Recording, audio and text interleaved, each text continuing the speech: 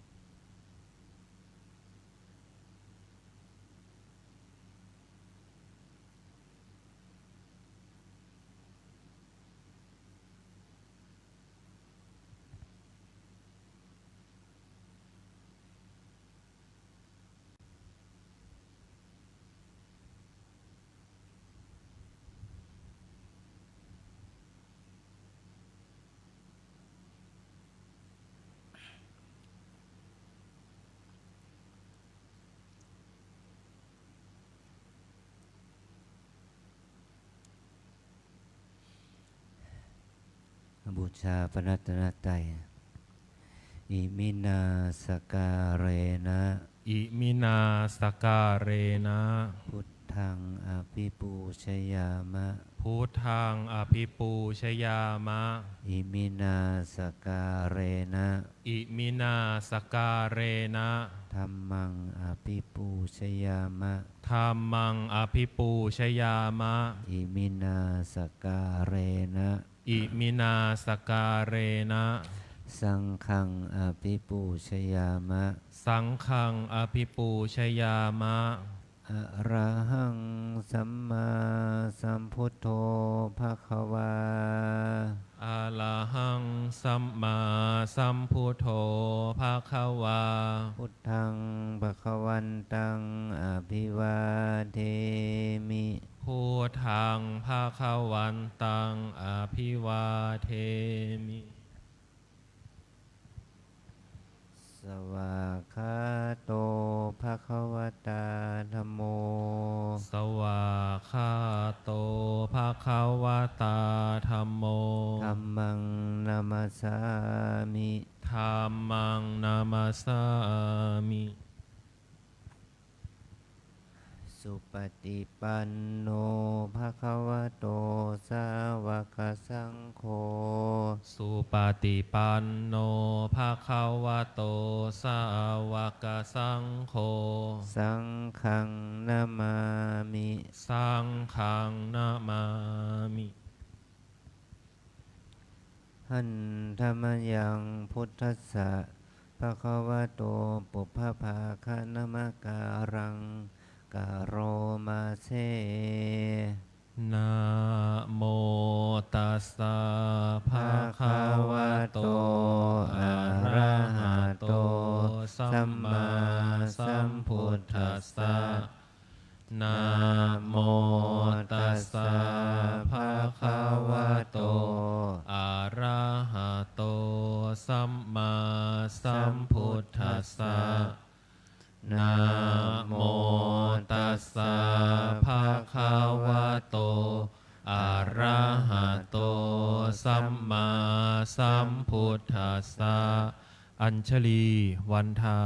อภิวาทอัญชลีวันทาอภิวาท อัญชลีวันทาอภิวาทอัญชลีวันทาอัญชลี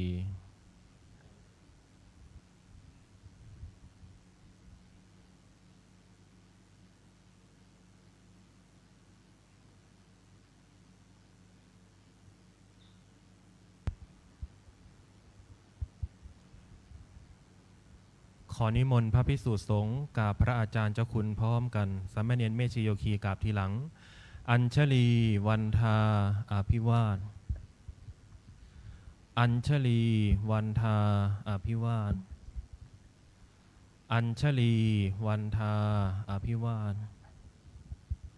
อัญชลีวันทาอัญชลี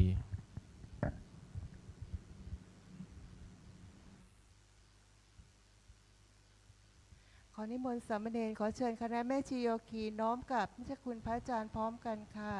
อัญชลีวันทาอภิวาทอัญชลีวันทาอภิวาทอัญชลีวันทาอภิวาทอัญชลีวันทาอัญชลีวันนี้ได้เดินทางไปอำเภอฮอดไปที่วัดบ้านขุนท่านได้ทำกิจกรรมฉลองพระปริยญธรรมที่พระเนนที่ได้สอบปริยญธรรมตั้งแต่ปริยญธรรม9ประโยคจนถึงลงมาจนถึงปริยญธรรม1-2ไปร่วมมุทิตากับพระภิกษุสามเณรที่สอบบาลีได้ ที่เราเรียกว่าเป็นมหานั่นแหละเป็นพระมหาปีนี้จังหวัดเชียงใหม่เราได้พระมหาที่เป็นปริยญธรรม9ประโยค4รูปที่วัดพระธาตุดอยสุเทพ2รูปที่วัดบ้านขุนนั้น2รูปแต่ทั้งจังหวัดเชียงใหม่เราเนี่ยภาค7เนี่ย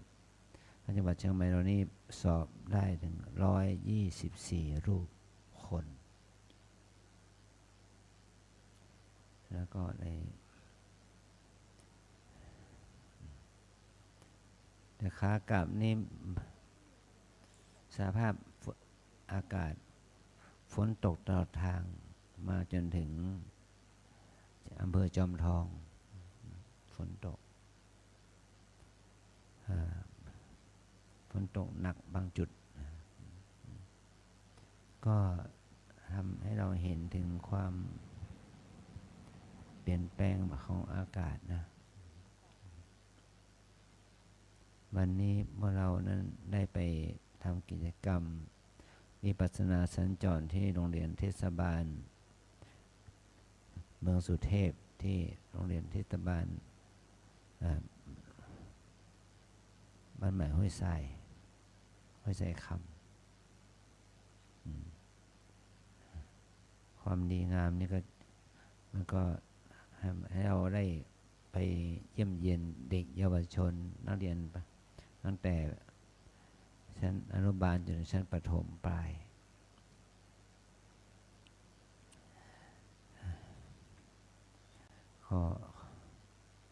วันพรุ่งนี้เป็นวันพระแรม14 ค่ำพรุ่งนี้เราจะลงมาทำวัดเย็นเช้าหน่อยเพราะเวลาประมาณทุ่มอาจารย์จะต้องไปงานธรรมสัญจรของคณะสงฆ์ตำบลป่าแดดที่วัดบางสิงคำตอนทุ่มก็ขอให้เราได้มาลงปฏิโมกข์เช้าหน่อยประมาณ5 โมงก็ลงปฏิโมกข์กันนะเพื่อว่าทำให้กิจวัตรของเรามันไม่ขาดเนาะลงปฏิโมกข์และกิจกรรมภายนอกก็ ต้องไปด้วย เพราะว่ามันเป็นภาระหน้าที่ของอาจารย์ ไปงานธรรมสัญจรที่ตำบลป่าแดดนะ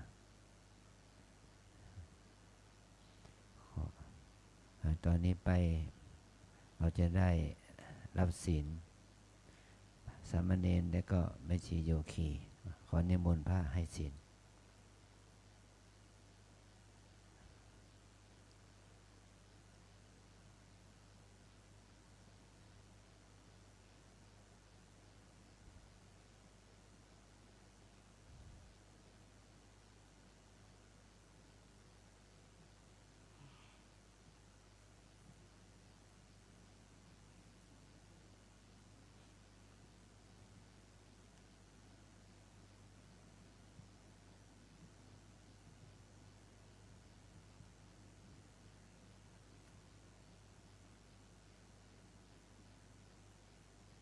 นิมนต์สามเณรทุกรูป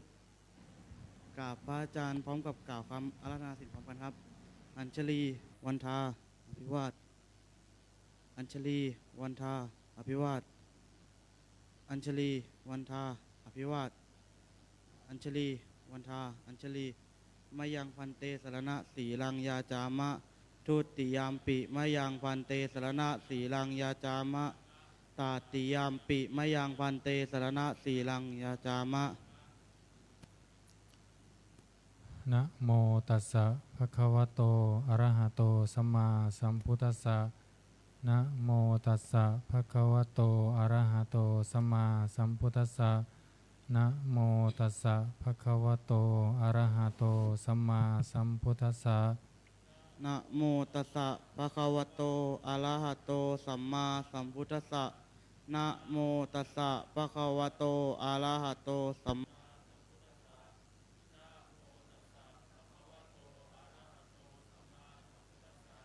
ยะมหังวทามิตังวเทหิ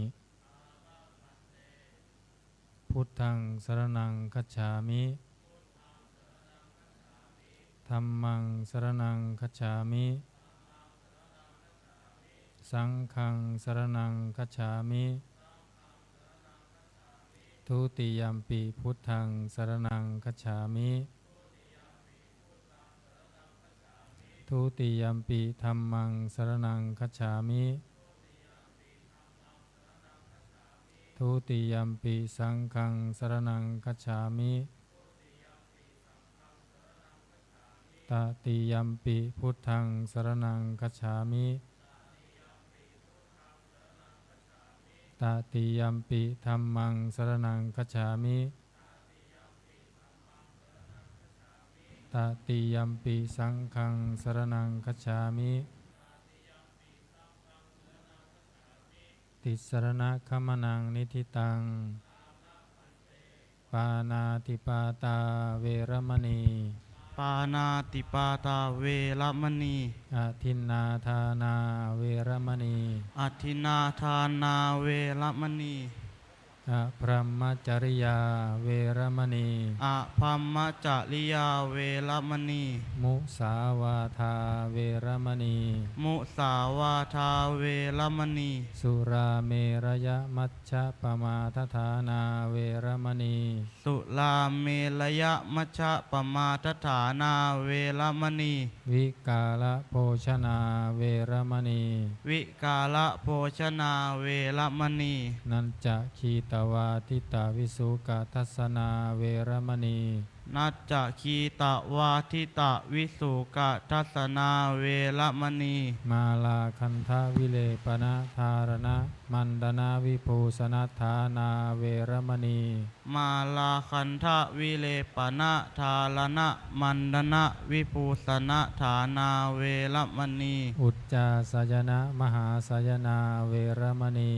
อุจจาสยนะมหาสยนาเวรมณี ชาตะรูปรัชตะปฏิกหานาเวรมณี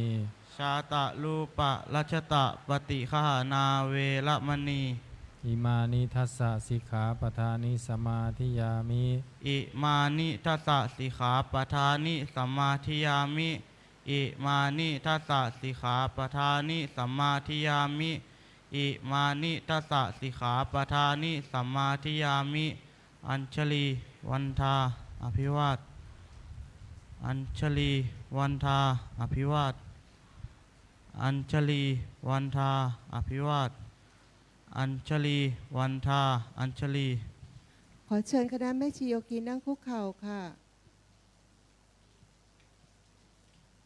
กราบพระสมทานศีลพร้อมกันค่ะ อัญชลีวันทาอภิวาทอัญชลีวันทาอภิวาท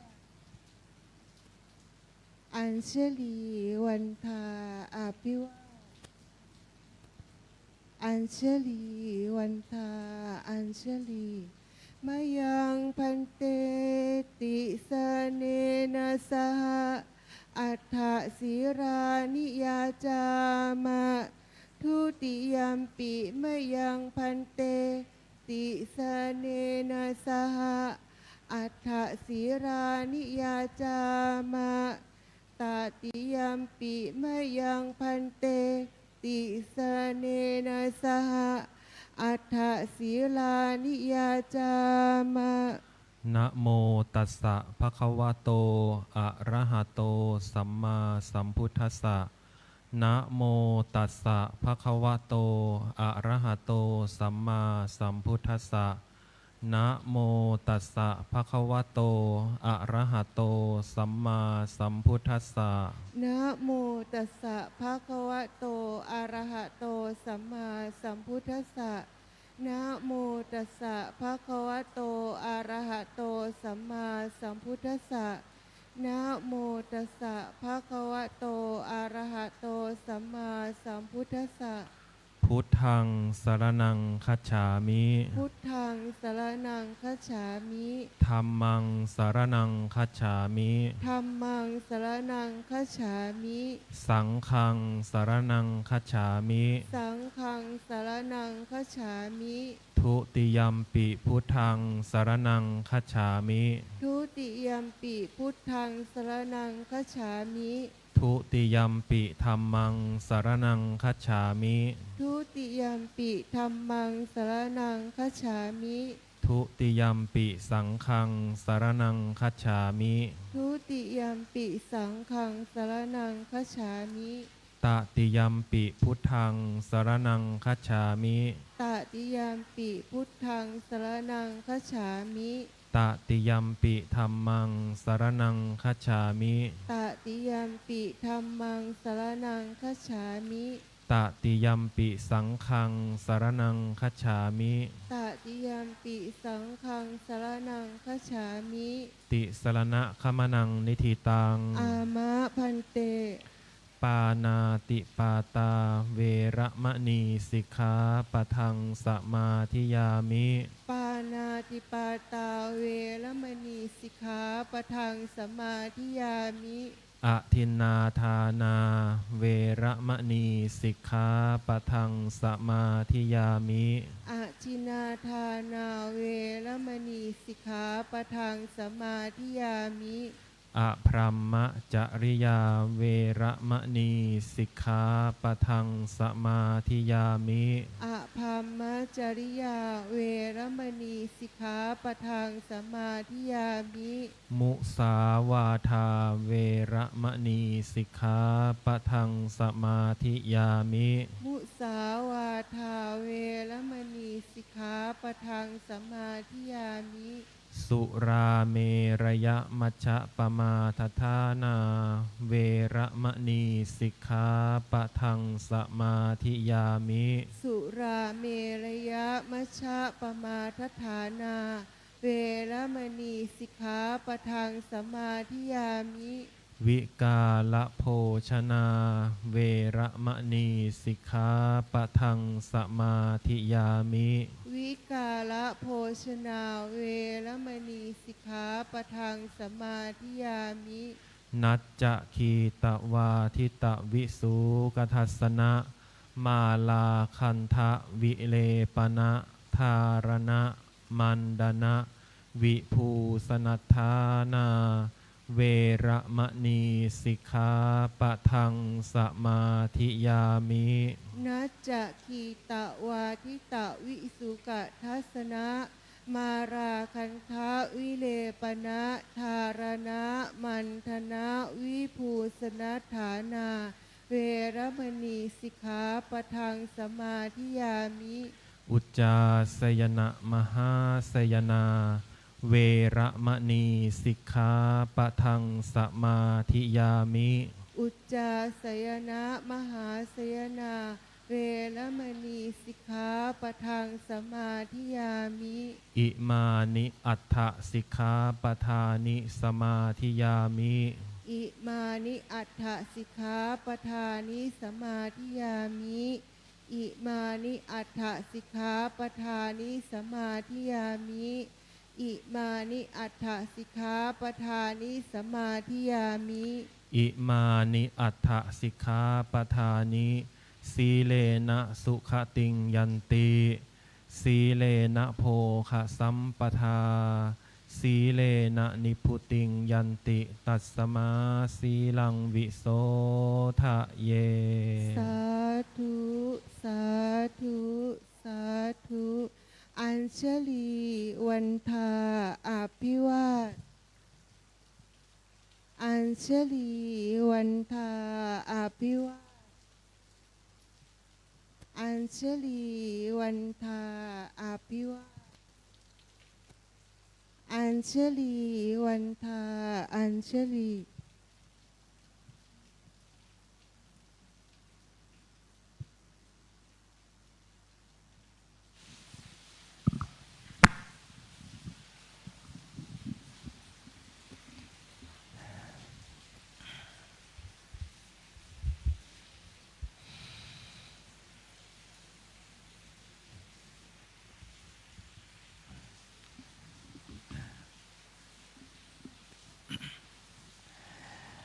วันนี้เป็นวันที่เราจะได้ฟังธรรม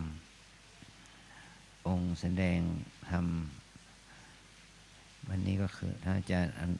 พระสมุอนุสินศิลสังวโร ท่านจะได้ให้ข้อคิดแก่พวกเราทั้งหลายเป็นวันธรรมเป็นวันที่เรานั่นได้มารับศีลรับโอวาทเพื่อประโยชน์สดที่ผลแก่ชีวิตแก่พวกเราเองทุกรูปทุกคนถือว่าเราเป็นคนมีบุญเป็นคนมีโชค ในทุนพระสูตรที่พระองค์ได้ตรัสถึงว่ากิจสังสัทธรรมเทศนัง การได้ฟังพระสัทธรรมเป็นการยาก เรามีครูบาอาจารย์มาให้โอวาทข้อแนะนำนั้นถือว่าเป็นบุญของพวกเรา ให้เราใส่ใจในการที่จะเคารพในพระธรรมนะลูกนะทุกคนจง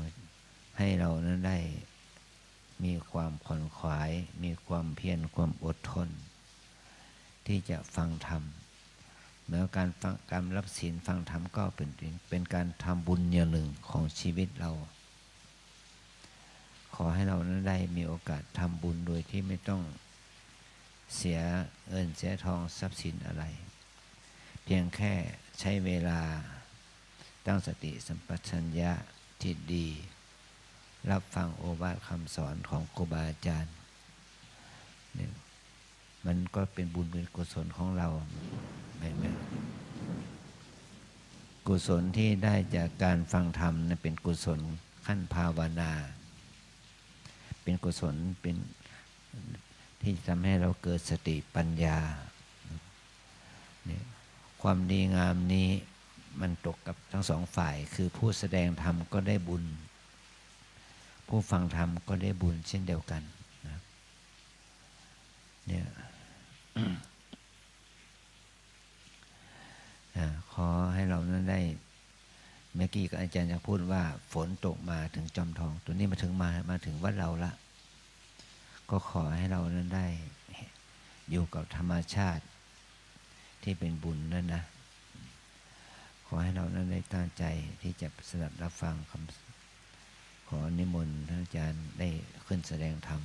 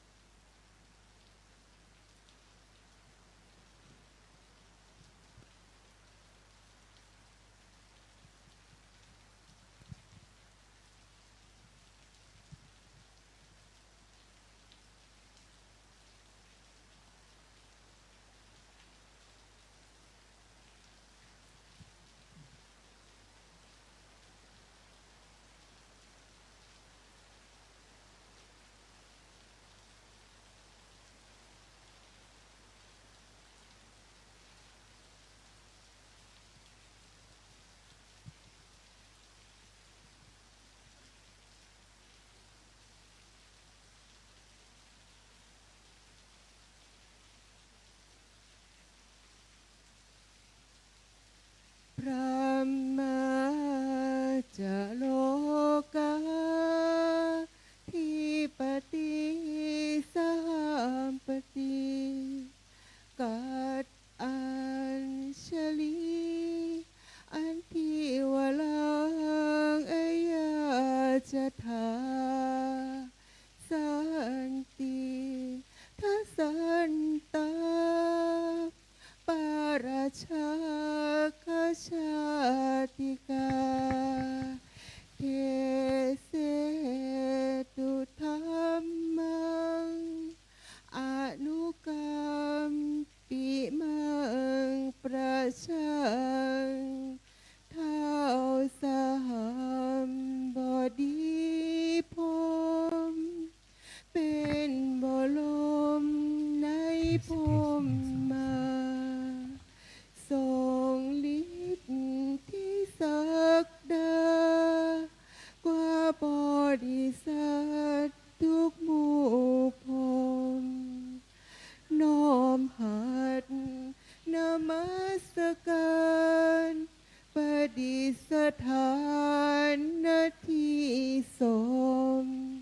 ควรแล้วจึงบังคมชุลีบาทพระศาสดาขอพรอันประเสริฐวละเลิศมโหฬารปวงสัตว์ในโลกากิเลสน้อยก็ยังมีขอองค์พระจอมปาฏสุธรรมาสอันลุจีโปรดปวงประชานิท่านจงโปรดแสดงธรรมนิมนต์ท่านเจ้าขาผู้ปีชาอันเลิศล้ำโปรดแสดงพระสัทธรรมเทศนาประวัติเพื่อให้สำเร็จผลแด่ปวงชนบรรดานี้ศพสุขเกษมศรีสมดังเจตนาเทินอาลาธนังกะโลมะ นะโมตัสสะภะคะวะโตอะระหะโตสัมมาสัมพุทธัสสะนะโมตัสสะภะคะวะโตอะระหะโตสัมมาสัมพุทธัสสะนะโมตัสสะภะคะวะโตอะระหะโตสัมมา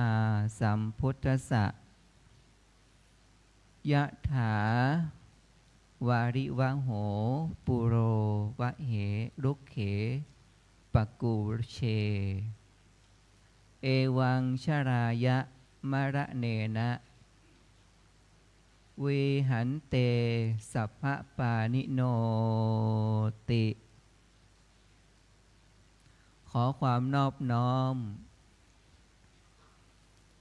จงมีแด่องค์สมเด็จพระสัมมาสัมพุทธเจ้าพระองค์นั้นซึ่งเป็นผู้ไกลจากกิเลสตรัสรู้ชอบได้โดยพระองค์เองพร้อมทั้งพระสัทธรรมและพระอริยสงฆ์สาวกเจ้าทั้งหลายขอกราบถวายความเคารพท่านเจ้าคุณอาจารย์พระภาวนาธรรมภิรัตน์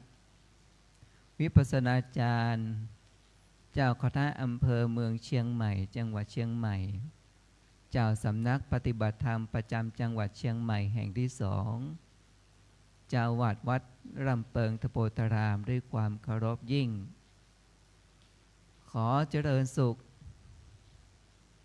สวัสดีจงบังเกิดมีแก่พระภิกษุสามเณรตลอดถึง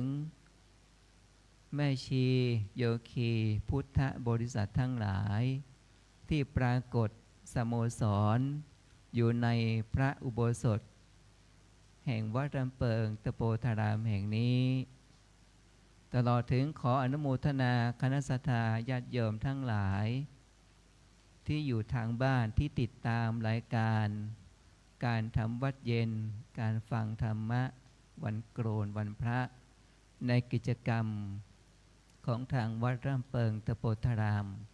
ในสำนักวิปัสสนากรรมฐานทุกท่านที่อยู่ที่ทางบ้านที่ติดตามชมรายการไลฟ์สด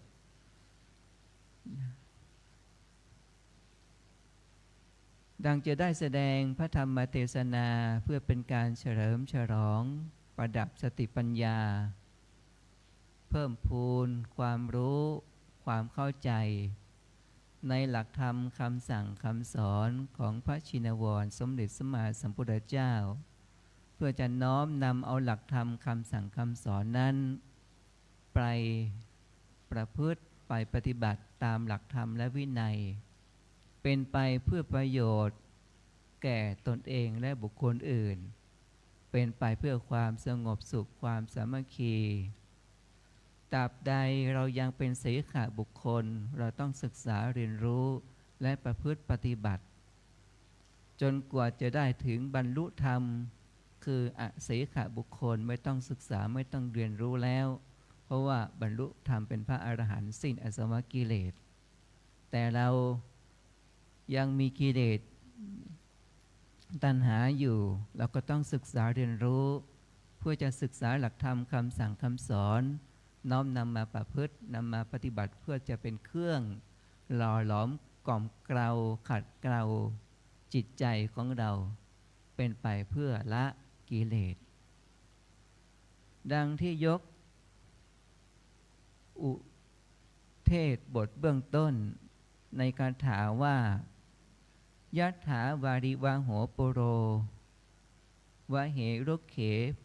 ปะกูระเชเอวังชาลายะมะระเนนะเวหันเตสัพพปานิโนแปลใจความว่าห้วงน้ำที่เต็มเปี่ยมย่อมพัดเอาต้นไม้ที่เกิดอยู่ริมฝั่งให้โค่นไปชั้นใดความแก่และความตายย่อมพัดพาเอาสัตว์ทั้งหลายทั้งปวงไปให้ถึงความแตกดับฉันนั้นเหมือนกันอันนี้มาจากในมหาทัศชาติฉบับชินวรเล่มที่ 1หน้าที่ 54ดังนั้นคำว่าสัตว์ห่วงน้ำที่เต็มเปี่ยมย่อมช่วงฤดูนี้เป็นฤดูหน้าฝนน้ำหลากบ้านที่ใกล้ฝั่งริมตลิ่งน้ำป่าไหลหลากย่อมกัดเซาะโคนต้นไม้ที่บริเวณแถวนั้นย่อมทำลายต้นไม้ให้โค่นล้มแล้วก็ไหลพัดไปตามกระแสของแม่น้ำนั้นได้ชั้นใดชีวิตมนุษย์และสัตว์ทั้งหลายความเกิดความแก่ความเจ็บความตายย่อมมีแก่เราท่านทั้งหลายแม้แต่น้ำทั้งหลายทั้งปวงที่ไหลจากที่สูงลงสู่ที่ต่ำน้ำทั้งหลายทั้งปวงเหล่านั้นไม่สามารถย้อนกลับคืนมาได้ไหลแล้วไหลเลยไหลแล้วไหลไปเลยไม่ยอมกลับชีวิตของเราเกิดแก่เจ็บตายไม่สามารถย้อนกลับคืนสู่สภาพเดิมได้ชั้นใดเราท่านทั้งหลายชีวิตการเกิดแก่เจ็บตายเราปรารถนาสิ่งใดไม่ได้สิ่งนั้นก็เป็นทุกข์เราไม่อยากแก่แต่มันก็ต้องแก่เราไม่อยากเจ็บเราก็ต้องเจ็บเราไม่อยากพลัดพรากของรักของหวงเราก็ต้องพลัดพรากจากของรักของหวงเราไม่อยากมีโรคภัยแค่เจ็บเราก็มีโรคภัยแค่เจ็บ แม้ในที่สุดเราไม่อยากตาย เราก็จะต้องตายชั้นใด ห่วงน้ำทั้งหลายทั้งปวงที่ไหลกัดเซาะริมตลิ่งริมฝั่งสามารถโค่นต้นไม้เหล่านั้นให้พัดพาไหลลงสู่แม่น้ำไปชั้นใด ชีวิตมนุษย์ของเราท่านทั้งหลายก็ย่อมพัดพาเอาความแก่ความชราฆ่าชีวิตของเราไป แต่มนุษย์เรานั้นเป็นสัตว์ประเสริฐนะเราสามารถฝึกฝนอบรมพัฒนาให้เกิดความเจริญงอกงามได้ ดังนั้นดังที่พระองค์ทรงตรัสเอาไว้ว่าเมื่อเรารู้ว่าเราต้องแก่เราต้องเจ็บและเราก็ต้องตายแล้วเราก็ต้องพลาดจากของรักคงห่วงแน่นอนปรารถนาสิ่งใดไม่ได้สิ่งนั้นก็เป็นทุกข์เหล่านี้เป็นต้นนะถึงแม้ปรารถนาสิ่งใดเราอาจจะเป็นสุขบ้างแต่ความสุขนั้นเป็นสุขไม่จริงสุขไม่จีรังไม่ยั่งยืนเช่นการที่เรามีครอบครัวเราก็บอกว่าเรามีความสุขเรามีบ้านเราก็ประกาศยืนยันตัวตนว่าเรามีความสุขเมื่อเรามีบ้านเรามีรถป้ายแดงแล้วก็ยิ้มร่าเริงเบิกบานว่าเรามีรถป้ายแดงมีความสุขนี่เป็นต้นนะแต่จริงๆแล้วเป็นความสุขเหมือนกันแต่เป็นสุขแบบไม่จริงสุขจริงแต่ไม่จริงที่ไม่จริงในทีนี้เรามีบ้านจะไปไหนก็ต้องห่วงบ้านอีกแล้วล่ะข้อนี้เห็นด้วยไหมเห็นด้วยไหมเอ่ยมีรถไปไหนก็ต้องห่วงรถไหมต้องต่อภาษีไหมต้องซ่อมบำรุงรักษาไหมเหล่านี้เป็นต้นนะมีครอบครัวจะไปไหนก็ห่วงครอบครัวเห็นด้วยไหมมันมีความสุขนิดหน่อยแต่ทุกข์มากกว่าแต่ไม่ได้หมายความว่ามีบ้านมีรถมีครอบครัวไม่ดีไม่ใช่ดีแต่ในที่นี้หมายความว่ามันดีเหมือนกันแต่ไม่ได้เป็นไปเพื่อความพ้นทุกข์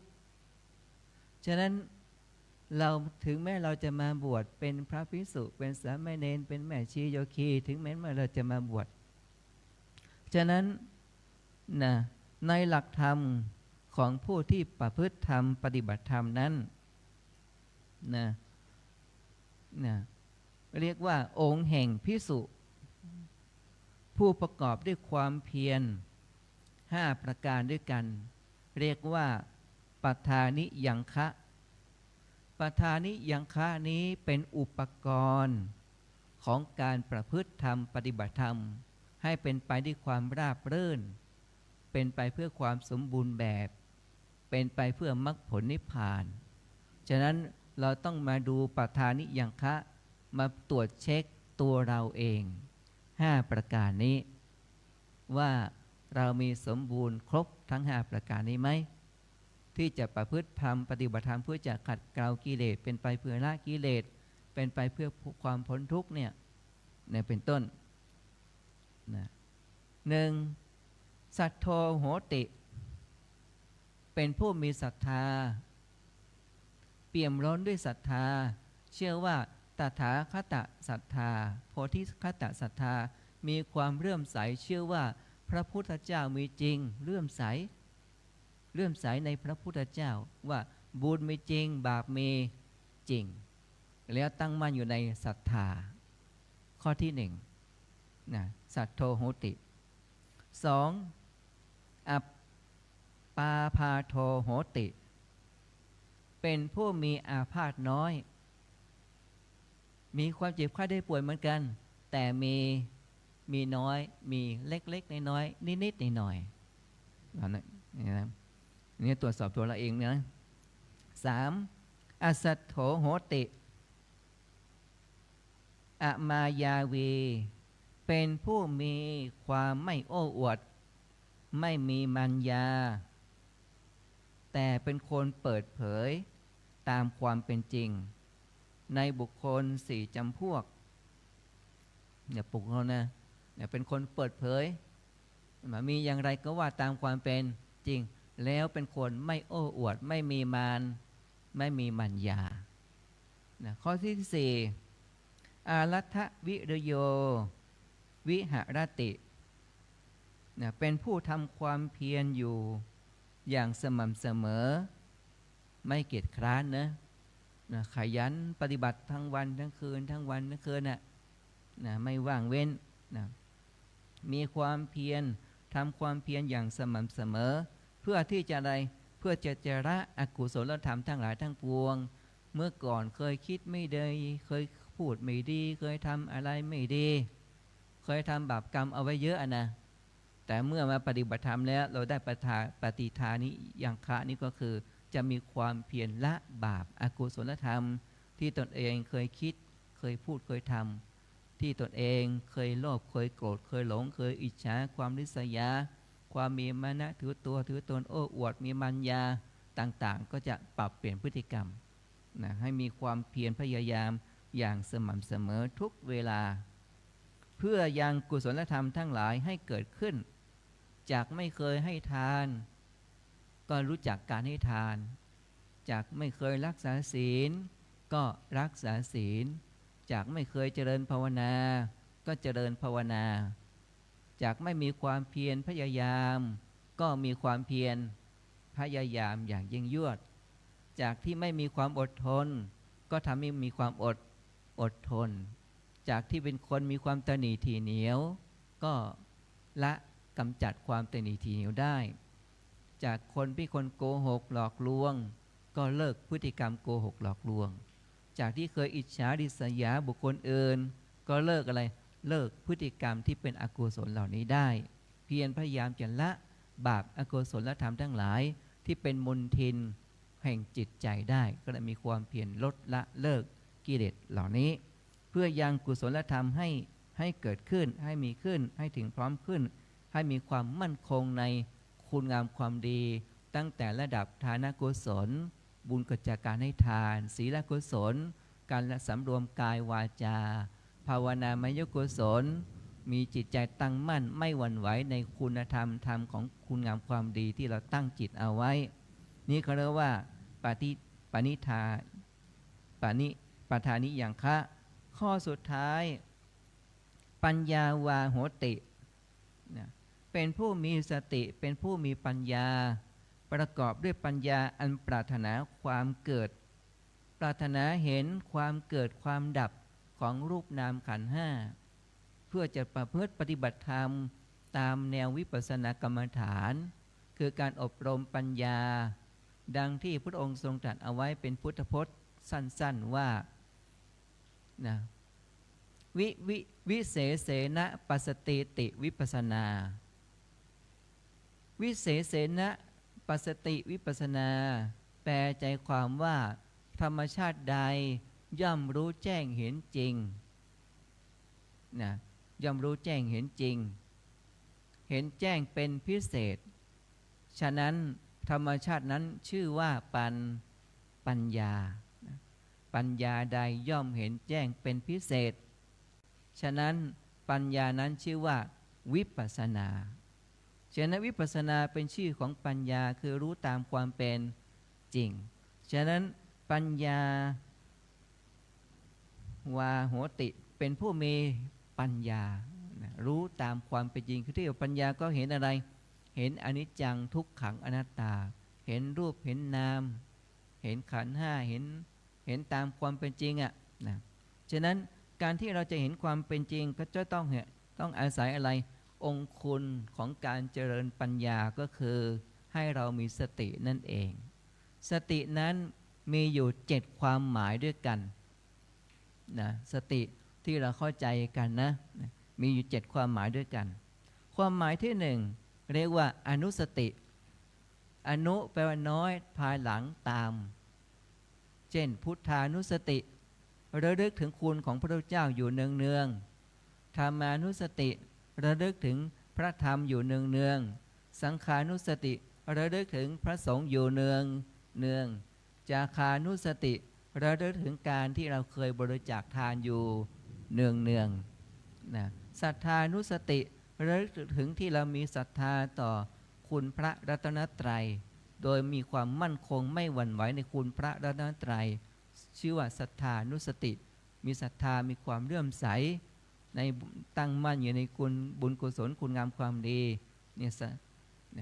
เป็นต้นมรณานุสติระลึกถึงความตายอยู่เนืองเหล่านี้เป็นต้นเขาเรียกว่าอนุสติคือเจริญสติอยู่เนืองดังนั้นสติข้อที่หนึ่งก็คืออนุสติคือระลึกถึงนึกถึงบุญกุศลนึกถึงคุณงามความดีเรียกว่าอนุสติแล้วเราจะได้เป็นผู้ไม่ประมาทในความหมายที่สองปฏิสติแปลว่าสติทำหน้าที่อะไรระลึกได้ระลึกไว้ระลึกอะไรระลึกถึงบุญกุศลระลึกถึงคุณงามความดีที่เราเคยสร้างเอาไว้ในอดีตการที่ผ่านมาระลึกไว้แล้วก็ทรงไว้ทรงไว้ซึ่งอะไรทรงไว้ซึ่งบุญกุศลทรงไว้ซึ่งคุณงามความดีนี่เรียกว่าระลึกได้แล้วก็ระลึกเอาไว้ว่าเราจะได้ดำเนินชีวิตด้วยความไม่ประมาทสามสติระลึกอยู่นึกอยู่เนี่ยเช่นเราเดินจงกรมนั่งสมาธิพองหนอยุบหนอเจ็บหนอง่วงหนอฟุ้งหนอเนี่ยนึกอยู่ระลึกอยู่กับความเป็นจริงเวลาง่วงก็บอกว่าง่วงหนอนั่นแหละฟุ้งกับฟุ้งหนอนั่นแหละคือสติมีที่เนี่ยระลึกอยู่ว่าเราจะไม่ประมาทจะเดินการเดินจงกรมจะได้ผลหนึ่งต้องช้า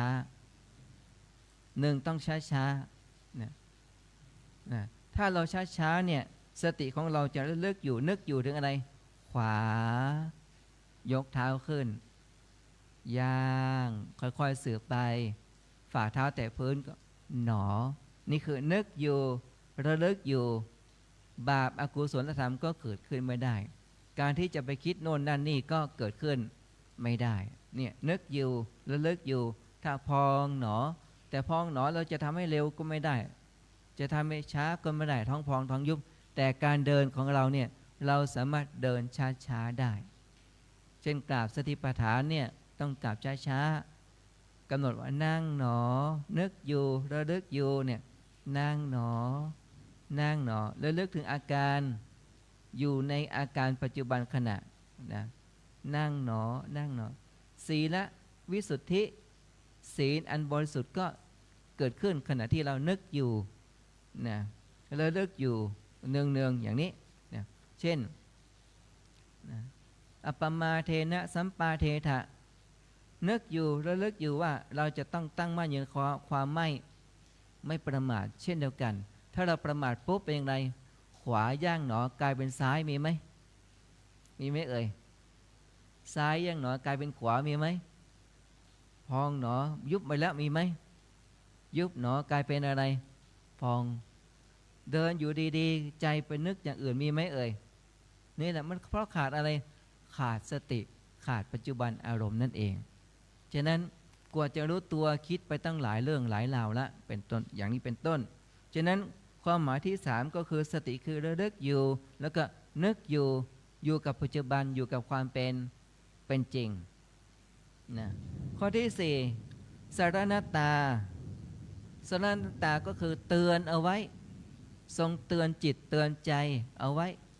ถ้าเจ็บหนอเตือนจิตอ๋อความแก่มันมาเยือนแล้วนะมันเจ็บมันปวดมันเมื่อยมันล้ามันพลาดจากของรักของหวงปรารถนาสิ่งใดไม่ได้สิ่งนั้นเป็นทุกข์เห็นคนแก่เห็นคนเจ็บเห็นคนตายเห็นคนมีความเศร้าโศกเสียใจพิไรรำพันมันจะมาเตือนจิตเตือนใจของเราเมื่อเรามีการเดินจงกรมนั่งสมาธิจากเรื่องราวที่มันลืมไปแล้วเรื่องราวต่างๆก็ผุดมาเป็นเรื่องเป็นราวเป็นการเตือนจิตเตือนใจของเราฉะนั้นดังที่กล่าวไว้ว่าเราไม่แปลกใจเลยเมื่อมีการเดินจงกรมนั่งสมาธิถึงแม้เราจะเป็นนักบวชนะเราจะมาฟอกจิตฟอกใจของเรามาฟอกชีวิตของเราให้ตั้งมั่นในบุญกุศลคุณงามความดีอารมณ์ในอดีตก็จะมาเตือนจิตของเราเป็นเรื่องเป็นราวต่างๆนานาถ้าเราทำความดีไว้มาก เรื่องดีๆก็มาปรากฏบ่อยๆถ้าเราทำอะไรไม่ดีเอาไว้เรื่องที่ไม่ดีก็มาปรากฏบ่อยๆอันนี้นั้นก็เป็นเศษกรรมนะกรรมดีเรียกว่ากุศลกรรมกรรมที่ไม่ดีเรียกว่าอกุศลกรรมฉะนั้นเราไม่แปลกใจเลยว่าถ้าเราเดินจงกรมนั่งสมาธิเนี่ยจิตจะนึกจะคิดจะปรุงแต่งไปตามสภาพต่างๆนานานั้นก็ว่าไปด้วยตามอำนาจของวิบากกรรมเหมือนกับตอนเนี้ยดังที่ยกหัวข้อว่าน้ำหลากใช่ไหมน้ำมันไหลเซาะต่อฝั่งริมฝั่งต้นไม้ที่แถวนั้นก็ได้ถูกพัดพาไปเหลือแต่รากเมื่อรากถูกน้ำเซาะมากขึ้นเป็นยังไงมันก็จะโค่นฉันใดบาปอกุศลธรรมก็เช่นเดียวกันมันจะคอยกัดเซาะทำลายคุณงามความดีชีวิตของเราไม่ให้เป็นอิสระนะทำให้เราขุ่นมัวทำให้เราเศร้าหมองถ้าเรามีความทุกข์ฉะนั้นเรามาที่นี่เราก็จะมาฟอกอะไรมาฟอกกายฟอกจิตมาฟอกกายฟอกวาจาฟอกใจของเราก็คือมาอบรมจิตของเรานั่นแหละคือการเจริญปัญญาดังที่ยกหัวข้อว่านะวิเศษนะปัสสติติวิปัสสนาเนี่ยปัญญาใดย่อมรู้แจ้งเห็นจริงเป็นพิเศษฉะนั้นธรรมชาตินั้นชื่อว่าปัญญาคือปัญญารู้ตามความเป็นจริงฉะนั้นสรณตาก็คือสตินี่ก็เราเตือนเราบ่อยๆเตือนเลยบ่อยๆนะเตือนเอาไว้มันจะเจ็บจะปวดจะเมื่อยจะล้าจะงงจะคิดเตือนมันมาเตือนแล้วความแก่ความเจ็บความพลาดของรักของหวงนี่มันมาเตือนบางครั้งเดินจะโกมนั่งสมาธิมันถึงนอนหลับฝันไปมาเตือนเรานะเหตุต่างๆมันเตือนจิตเตือนใจว่าจะพลัดพรากของรักของหวงจะอย่างโน้นอย่างนี้มันมีนัยยะบอกเหตุอยู่เขาเรียกว่ามันเตือนนะมันเตือนเอาไว้นะเราเห็นคนแก่เห็นคนเจ็บเห็นคนป่วยเมื่อเราเห็นดังนั้นแล้วคนอื่นเขายังแก่เขายังป่วยยังเจ็บอีกไม่นานยังไงมันก็เตือนตัวเราด้วยเราจะได้อะไรเตือนตนเองเอาไว้นี่คือสติสรณันตาก็คือเตือนไว้เตือนจิตเตือนใจของเราแล้วเราจะได้ดำเนินชีวิตด้วยความไม่ประมาทนี่แหละสรณันตาก็คือเตือนนะความทรงจำต่างๆนานาทั้งที่ดีแล้วก็ไม่ดีแต่หน้าที่ของเราก็คือกำหนดสภาพธรรมตามความเป็นจริงข้อที่5ทารณตาจำได้ทรงไว้เช่นเราสวดมนต์ทำวัดเช้าวัดเย็นไม่ต้องกางหนังสือเลยสวดได้เลยอะระหังสัมมาสัมพุทโธภควาพระผู้มีพระภาคเจ้าพระองค์นั้นซึ่งเป็นผู้ไกลจากกิเลสตรัสรู้ชอบได้โดยพระองค์เองสวดมนต์ไม่ต้องใช้หนังสือทั้งสวดมนต์บาลีล้วนแล้วก็บาลีแล้วก็แปลไทยนี้เป็นการทรงไว้จำไว้ซึ่งบทสวดต่างๆคุณงามความดีที่เราได้สร้างสรรค์ได้สร้างเอาไว้ได้ทำเอาไว้แล้วก็ทรงเอาไว้จำเอาไว้เหมือนกับพระภิกษุบางรูปสามเณรบางรูปท่องปาติโมกข์ทรงจำเอาไว้นะทรงจำเอาไว้นะท่องปาติโมกข์นะท่องได้แต่การที่จะทรงจำนี่มันยากใครก็ท่องได้นะท่องปาติโมกข์ท่องได้สวดมนต์ใครก็สวดได้แต่การที่จะทรงจำเอาไว้ไม่เสื่อมคลายง่ายหรือยากนะไม่ต้องเอาอะไรมากหรอกแค่ขวาย่างหนอยังกลายเป็นซ้ายเลยจริงไหมเอ่ยแค่พองหนอยุบหนอมันยังเตลิดไปคิดถึงอดีตอนาคตเลยใช่ไหมนี่มันไปจำอะไรไม่รู้สิ่งที่ควรจำมักจะลืมสิ่งที่อยากลืมมักจะจำใช่ไหมเอ่ยฉะนั้นก็มันก็บ่งบอกถึงว่าเราทำกรรมอย่างไรเราก็จะได้อย่างนั้นเรียกว่ามโนกรรมบุคคลที่รู้ได้ดีที่สุดก็คือใครก็คือโยคีบุคคลก็คือเราท่านทั้งหลายนั่นเองนะเรานุ่งผ้ากาสาวพักผ้าเหลืองนี่นะมันเป็นวัตถุชนิดหนึ่งเท่านั้นเองเราก็สมมุติว่าเป็นพระภิกษุถามว่าการันตีได้ไหมว่ามีผ้าเหลืองหุ้มห่อว่าบวชเป็นพระแล้ว จะไม่แก่ไม่เจ็บไม่ตายการันตีได้ไหมการันตีได้ไหมเอ่ยบวชเป็นพระแล้วจะไม่โลภไม่โกรธไม่หลงการันตีตัวเองได้ไหมได้ไหมเอ่ยได้ไหมบวชเป็นพระจะไม่เป็นคนไม่โอ้อวดการันตีได้ไหมแม้แต่คณะสัตยาญาติโยมจะได้บวชก็ตามไม่ได้บวชก็ตามแล้วการันตีตนเองได้ไหมว่าจะไม่โลภไม่โกรธไม่หลงแต่เสื้อผ้าเนี่ยเป็นเพื่องปกปิดอวัยวะไม่ให้เกิดความละอายเท่านั้นเอง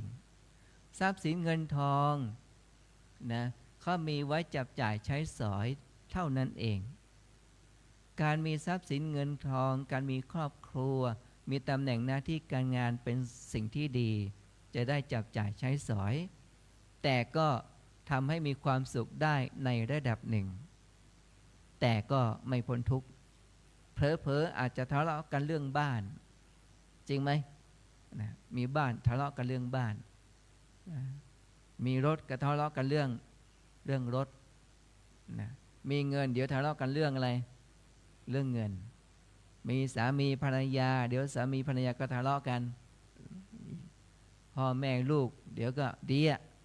นะเดี๋ยวก็ทะเลาะกันอีกใช่ไหมเอ่ยมีแล้วดีแต่ถ้าว่าไม่ได้ฝึกจิตไม่ได้อบรมวิปัสสนา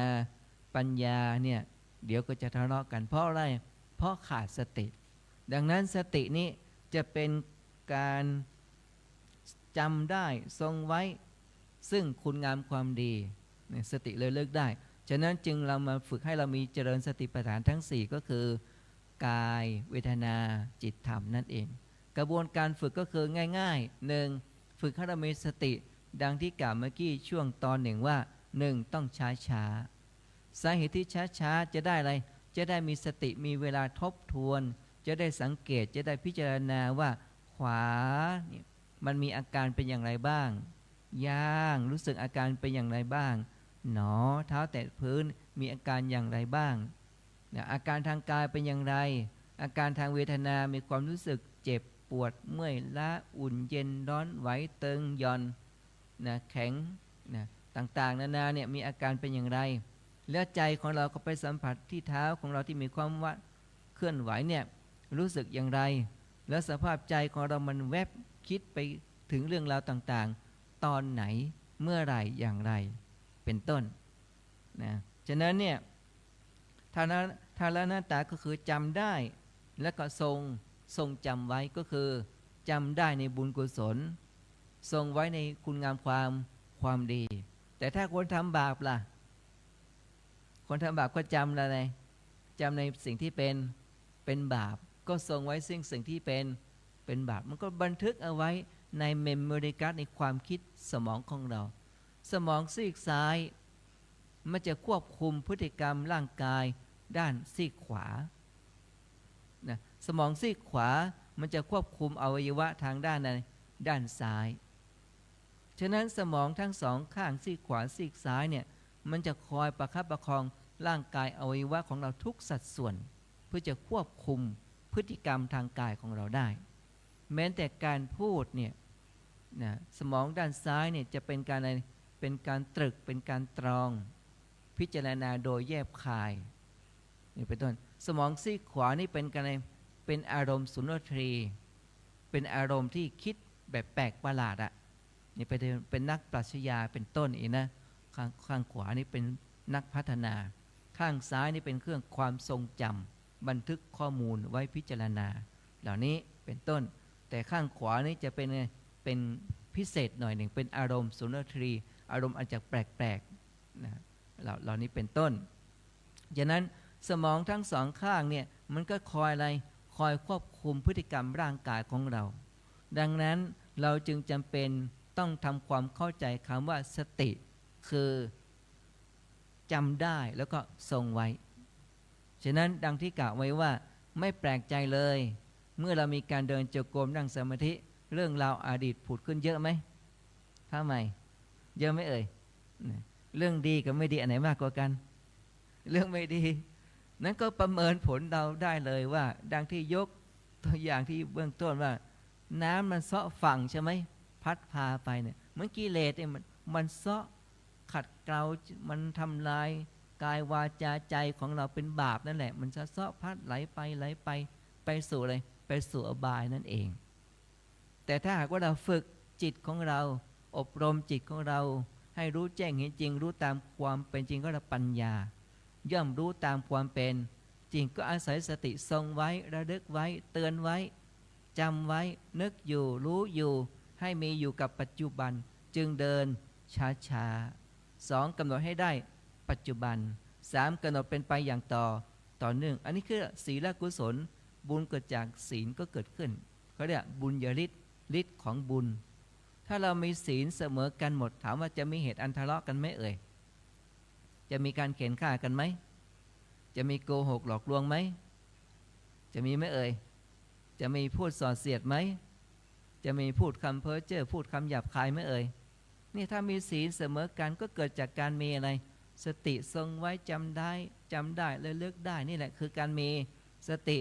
นี่ทีนี้เรามาฝึกให้เรามีสติปัฏฐานเนี่ยแยกออกเป็น2ศัพท์สติศัพท์หนึ่งปัฏฐานศัพท์หนึ่งปัฏฐานแปลว่าที่ตั้งที่ปรากฏสติคือระลึกรู้ฉะนั้นสติปัฏฐานแปลว่าธรรมอันเป็นที่ตั้งธรรมที่ปรากฏเป็นที่อยู่อาศัยของอะไรบุญกุศลคุณงามความดีคือระลึกรู้ด้วยความไม่ประมาทชื่อว่าสัมมาสติ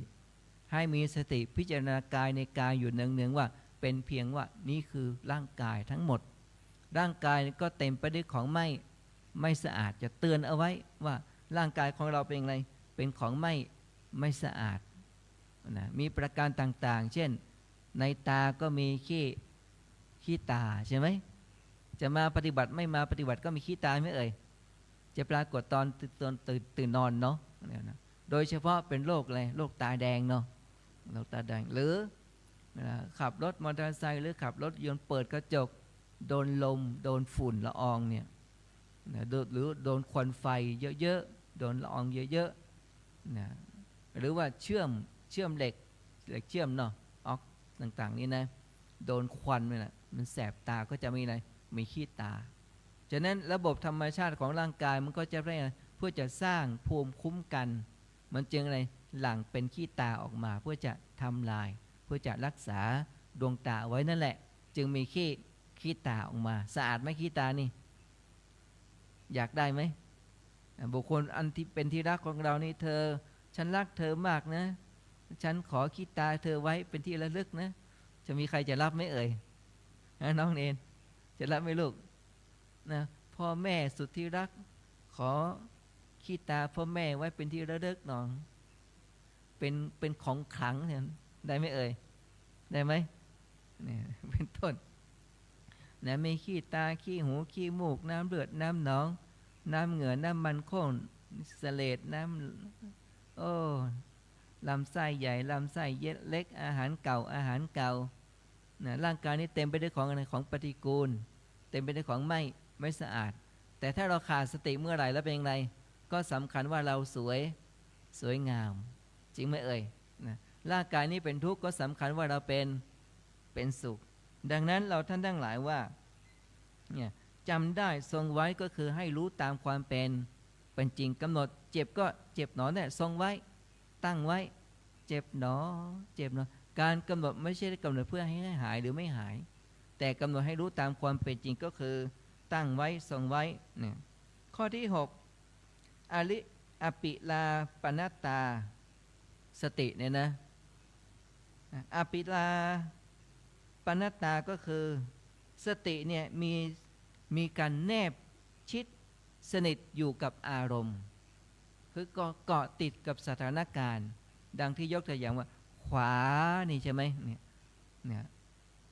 สติแนบชิดสนิทอยู่กับอารมณ์ก็คืออารมณ์ทางกายที่ปรากฏร่างกายทั้งหมดแล้วก็โฟกัสไปที่เท้าที่มีการเคลื่อนไหวขวาแนบสนิทอย่างนี้เนาะเท้าสืบไปข้างหน้าก็ย่างเท้าแต่พื้นถึงจะว่าหนอเขาละแนบสนิทนี่เขาเรียกว่าอปิลาปนัตตาก็คือสติของเรามีความแนบสนิทอยู่กับอารมณ์เห็นก็บอกว่าเห็นหนอแนบอารมณ์สิ่งที่เห็นเห็นหนอได้ยินก็บอกว่าแนบสนิทกับอารมณ์ที่ได้ยินได้กลิ่นก็แนบสนิทอารมณ์กับการได้ ได้กลิ่นคำว่าแนบสนิทก็คือจิตจะไม่หวั่นไหวคือไม่หวั่นไหวไม่ไหลไปตามกระแสของความโลภความโกรธความหลงเหมือนกับปัจจุบันเนี่ยฤดูฝนเนี่ยเมื่อคืนที่วลัยธรรมสถานเนี่ยฝนตกทั้งคืนที่สาขาของวัดนะไปนอนเอาราตรีนะตกทั้งคืนนะฟ้าร้องอย่างวันนี้แหละนะเนี่ยฉะนั้นถ้าเรามีสติแนบสนิทอยู่กับอารมณ์เนี่ยจะไม่หวั่นไหวฟ้าร้องฟ้าผ่าจะไม่หวั่นไหวอะไรตกโคมคามใจจะไม่หวั่นไหวคือตั้งมั่นอยู่ในอารมณ์นะแนบแน่นแนบสนิทอยู่ในอารมณ์ต่างๆถ้าเจ็บก็แนบแน่นตั้งมั่นอยู่ในอาการเจ็บหนอเจ็บหนอแนบแน่นอยู่ในอารมณ์นั้นจะไม่ซัดสายไม่หวั่นไหวก็ได้จิตเป็นสมาธินี่คือละอปีลาปนัตตาก็คือสโหติก็คือสติแนบแน่นอยู่ในอารมณ์ปัจจุบันแนบแน่นอยู่กับความเป็นจริงจากที่เราไม่มีความอดทนก็ทำให้เรามีความอดทนตัวจุดนี้แหละจะทำให้เราเปลี่ยนอุปนิสัยของเราได้เช่นเราไม่มีสติก็ทำให้เรามีสติเราไม่มีความเพียรก็จะทำให้เรามีความเพียรเราไม่มีความอดทนก็จะทำให้เรามีความอดทนเขาเรียกเปลี่ยนอุปนิสัยได้ถ้าเราเข้าถึงธรรมะตัวข้อนี้ข้อสุดท้ายอาสัมมูลสัมมสนตาอาสัมมุสนตาก็คือมีสติคือลักษณะคือไม่หลงลืมสติตัวนี้นะไม่หลงลืมไม่เลอะเลือนไม่เลื่อนเมื่อเลื่อนลอยตรวจสอบตัวเองนะพองหนอยุบหนอกลายเป็นฟุ้งมีไหมเอ่ยขวาย่างหนอลอยไปตรงโน้นตรงนี้มีไหมเนี่ยไม่หลงลืมไม่เลอะเลือนไม่เลื่อนลอยไม่หวั่นไหวนะฟ้าจะร้องฟ้าจะผ่าใครจะติฉินนินทาว่ากล่าวใส่ร้ายใครจะทำอะไรที่ไหนอย่างไรก็มีผลกระทบต่อตัวเองไม่หวั่นไหวแล้วก็ไม่หลงตายด้วยสติตัวนี้นะสำคัญไหมข้อนี้สำคัญไหมเอ่ยบุคคลนี่ของตกแกล้งก็ตกใจละขับรถเห็นอะไรก็ตกใจละได้ยินเสียงอะไรก็ตกใจละแสดงว่าสติเขามีมากหรือมีน้อยมีมากหรือไม่น้อยนะอากาศจะร้อนจะหนาวไม่รู้อะถ้ามีพัดลมเป็นอย่างไรเปิดพัดลมไว้ก่อน เนาะเปิดพัดลมมีพัดลมเปิดพัดลมทำไมก็มาสังเกตดูโอ้โหวัดลำเปิงถ้าจะนับพัดลมเนี่ยถ้าจะเป็น100 ตัวแล้วมั้งเนี่ยเป็นต้นแล้วก็เปิดทิ้งไว้นะนี่คือสติหลงลืมเนาะแต่ไม่ได้ห้ามเปิดหรอกไม่ได้ห้ามเปิดนี่แต่เปิดแล้วก็ต้องอะไรต้องใช้มันจะเปิดแล้วเป็นไงนะเวลาจะไปเข้าห้องน้ำจะไปทานอาหารก็ทิ้งพัดลมเอาไว้นี่คือสติเนี่ยหลงลืมเนาะแต่ถ้าบุคคลผู้มีปัญญามีธรรมะสติข้อที่7ก็คืออสัมมุสนตาก็คือมีสติมีลักษณะคือไม่หลงลืมไม่เลอะเลือนไม่เลื่อนลอยดีไหมข้อนี้ชัดเจนไหมเอ่ยขวาก็ขวาจริงๆย่างก็ย่างจริงๆหนอเท้าแต่พื้นจริงๆเจ็บก็เจ็บจริงง่วงก็ง่วงจริงฟุ้งก็ฟุ้งจริงไม่หุนหันพลันแล่นนี่ชื่อว่าไม่หลงลืมไม่เลอะเลือนไม่เลื่อนลอยก็จิตตั้งมั่นย่อมรู้สภาพตามความเป็นจริงดังที่กล่าวถึงวิเคราะห์ศัพท์คำว่าวิปัสสนาพอจำกันได้ไหมว่าวิเศเสนะปัสสติติวิปัสสนาแปลว่าธรรมชาติใดย่อมเห็นแจ้งเป็นพิเศษฉะนั้นธรรมชาตินั้นชื่อว่าปัญญาก็อาศัยอะไรอาศัยสติทั้ง7ประการนี้ตกผลึกดังนั้นหน้าที่ของเราก็คือมีสติพิจารณากายในกายอยู่เนืองนอกจากมีสติพิจารณากายในกายอยู่เนืองทั้ง7ประการนี้แล้วไม่หลงลืมไม่เลอะเลือนไม่เลื่อนลอยหน้าที่ของเราก็คือกำหนดเอาไว้ด้วยความไม่ประมาทนะดังที่พระองค์ทรงตรัสเอาไว้ในหมวดปมาทธรรมก็คือหมวดความไม่ประมาทก็คือ อัปปมาเทนะสัมปาเทถะแปลว่าท่านทั้งหลายจงยังความไม่ประมาทให้ถึงพร้อมเถิดคนที่มีความประมาทชื่อว่ามีสติหรือไม่มีสติมีหรือไม่มีมีหรือไม่มีเลือกคนที่ไม่มีสติอยู่ในกลุ่มไหนบ้างฮะอยู่ในกลุ่มไหนบ้างความโลภ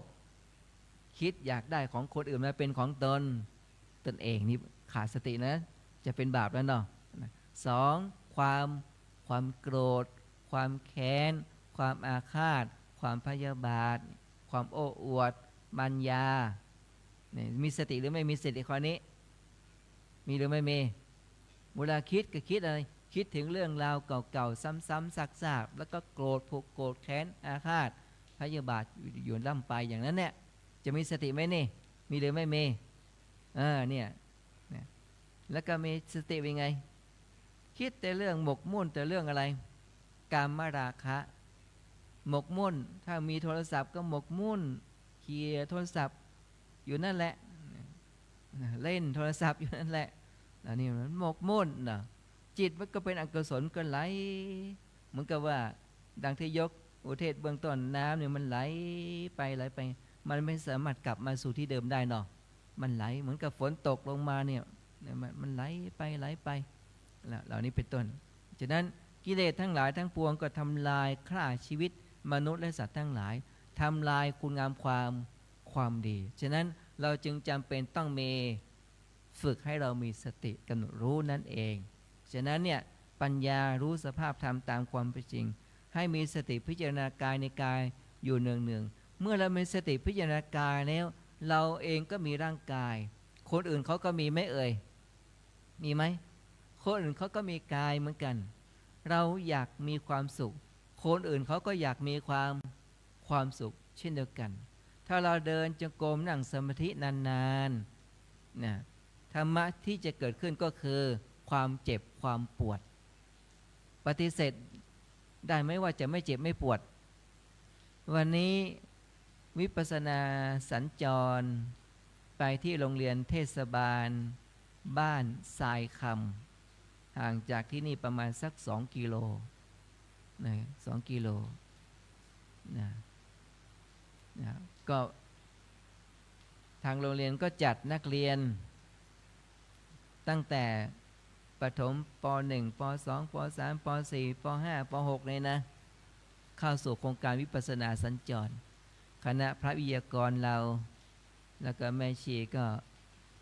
ไปนำเสนอไปนำพาปฏิบัตินะโอ้เด็กนี่ตั้งใจมากเลยนะ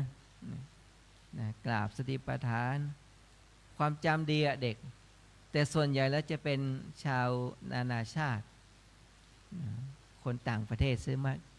ถามผู้อำนวยการพันนีว่าท่านผอ.สถิตินักเรียนเนี่ยเทศบาลทรายคำเนี่ยระหว่างคนนานาชาติคนต่างประเทศกับคนไทยละคนไหนมากกว่ากันโอ้คนต่างชาติมากกว่าเนี่ย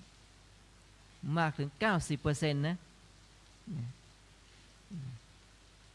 คนไทยเรามีแค่ 10% เองเหล่านี้เป็นต้นเนี่ยนะฉะนั้นเนี่ยเป็นไทยใหญ่นะเป็นไทยใหญ่เป็นไตเนาะเด็กดังนั้นเนี่ยเด็กเขาก็ตั้งใจมากนะเพราะเด็กกลุ่มนี้เขาเคยมาวัดลำเปิงละเคยมาปฏิบัติธรรมเข้าค่ายทำภาวนาที่ศูนย์พัฒนาจิตข้างหน้าวัดของเราเนี่ยก็พาเดินจงกรมพิจารณากายในกายเนี่ยนะเมื่อเรายืนเดินนั่งเนี่ยคนที่ไม่กระดุกไม่กระดิกไม่ขยับเลยเนี่ยเขาสุขแล้วเขาทุกข์สุขแล้วทุกข์คนที่ขยับแล้วแสดงเขาสุขหรือทุกข์สุขหรือทุกข์ฮะถ้าเราขยับเป็นอย่างไรเป็นสุขหรือเป็นทุกข์ฮะเมื่อยใช่ไหมเนี่ยเมื่อยฉะนั้นทุกข์แปลว่าทนอยู่ไม่ได้ดังนั้นตัววิปัสสนาปัญญาดังที่ยกวิเคราะห์ศัพท์วิปัสสนาว่านะวิเศษเสนะ ปัสสติติวิปัสสนาก็คือธรรมชาติใดย่อมเห็นแจ้งเป็นพิเศษธรรมชาตินั้นชื่อว่าปัญธรรมชาตินั้นชื่อว่าปัญญาก็คือเห็นแจ้งเป็นพิเศษก็คือเห็นอะไรเห็นความเป็นทุกข์นั่นเองฉะนั้นเราเจอเห็นความเจ็บเห็นความปวดอะไรสติระลึกได้อยู่ทรงไว้อยู่จำได้อยู่รู้ว่ามันเจ็บมันปวดใช่ไหมให้เรากำหนดเจ็บปวดหนอนั่นแหละแล้วเราก็จะได้เกิดปัญญาอะไรเห็นอันนี้จะลักษณะเห็นความไม่เที่ยงอยู่เนืองนะทุกขลักษณะเราก็เห็นอะไรเห็นความเป็นทุกข์อยู่เนืองในกายเยกายานุปัสสนาสติปัฏฐานก็คือให้มีสติพิจารณากายในกายว่าร่างกายนี้เต็มไปด้วยของปฏิกูลเต็มไปของไม่สะอาดร่างกายนี้ประกอบด้วยธาตุดินธาตุน้ำธาตุลมธาตุไฟแล้วร่างกายนี้นะเจริญมรณานุสติระลึกถึงป่าช้าป่าช้า9ลักษณะด้วยกันเมื่อบุคคลใดพิจารณากายในกายว่าเป็นป่าช้านะเจริญมรณานุสติระลึกถึงความตายอยู่เนืองๆเนี่ยนึกถึงอยู่ในเตือนบ่อยๆเตือนจำบ่อยๆทรงจำเอาไว้เตือนเอาไว้ว่าเราต้องอะไรอัตถุวังเมชีวิตตังชีวิตของเราไม่แน่นอนมรณังเมชีวิตตังความตายของเราแน่นอนเราต้องตายแน่เพราะชีวิตของเรามีความตายเป็นที่สุดเป็นโชคอันดีที่เราเกิดมาเป็นมนุษย์ได้พบพระพุทธศาสนาให้เราเริ่มนึกถึงความตายอยู่เนืองๆเมื่อโยคีบุคคลนึกถึงความตายอยู่เนืองๆเป็นชื่อว่าเป็นผู้ไม่ประมาทนั่นเองนะก็คือการมีอะไรสติทรงไว้จำไว้เตือนไว้ระลึกได้ระลึกอยู่นึกอยู่เตือนอยู่ทรงจำไว้คือการมีสติฉะนั้นการกำหนดแต่ละหนอเนี่ยให้กำหนดแบบพิจารณาอาการต่างๆตามความเป็นจริงว่านี่เป็นเพียงกายนะบุคคลบางคนพิจารณากายเป็นซากศพนี่บรรลุได้ดวงตาเห็นธรรมก็มีนะในสมัยครั้งพุทธกาลทีนี้เมื่อเรามีสติพิจารณากายในกายอยู่เนืองๆแล้วเราก็จะได้เห็นอะไรเห็นเวทนาเห็นสุขบ้างทุกข์บ้างดีใจบ้างเสียใจบ้างเวทนาสุขทางกายทุกข์ทางกายเวทนาคือเสวยอารมณ์สติทำหน้าที่อะไรเสวยอารมณ์รับอารมณ์แนบสนิทอยู่กับอารมณ์ในการเห็นก็เป็นเวทนาหูได้ยินเสียงก็เป็นเวทนาจมูกได้กลิ่นก็เป็นเวทนาลิ้นได้ริมรสก็เป็นเวทนาเสวยอารมณ์แนบชิดแนบสนิทเรียกว่าเวทนานะกายได้สัมผัสก็เป็นเวทนาสิ่งไหนสิ่งใดสิ่งหนึ่งที่เราชอบเราก็เรียกว่าสุขเวทนาสิ่งไหนที่เราไม่ชอบเรียกว่าทุกขเวทนาสิ่งไหนที่เราจะชอบก็ไม่ใช่ไม่ชอบก็ไม่ใช่เรียกว่าอะไรอุเบกขาเวทนาแต่ทางนี้ทางนั้นเราจะต้องกำหนดสภาพตามความเป็นจริงในสติที่ว่าแนบสนิทและกำหนดตามความเป็นจริงเพื่ออะไรเพื่อจะได้พิจารณาเห็นความเป็นของไม่เที่ยงพิจารณาเห็นความเป็นทุกข์พิจารณาเห็นความเป็นอนัตตานั่นเองญาณปัญญาก็จะเกิดขึ้นกับเราเมื่อเราเข้าใจในเรื่องของเวทนาคนที่เจ็บแล้วขยับนั่นก็คือเขาเรียกว่ามีความสุขเหมือนกันเราเจ็บมันปวดแล้วขยับเปลี่ยนอิริยาบถเลยนะมันก็หายเหมือนกันเดี๋ยวสักครู่ก็เจ็บอีก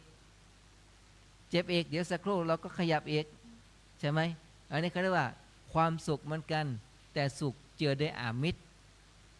เราหิวข้าวแล้วก็ไปทานข้าวมันก็หายหิวเหมือนกัน